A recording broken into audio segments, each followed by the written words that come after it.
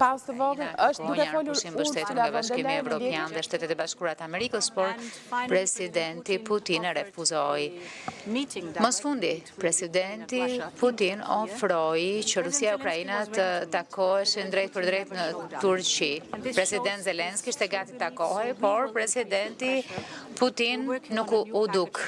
Prandaj ne do të rrisim trysnin, do të punojmë për një paketë sanksionesh dhe sanksione që aplikohen tek Nord Stream 1 dhe Nord Stream 2, po kështu do të ulim tavanin e çmimeve të naftës dhe pastaj do të kemi edhe sanksione të tjera në sektorin financiar, sepse ne duam paqe dhe do të ushtrojmë trysni derisa Putini ta bëjë këtë gjë.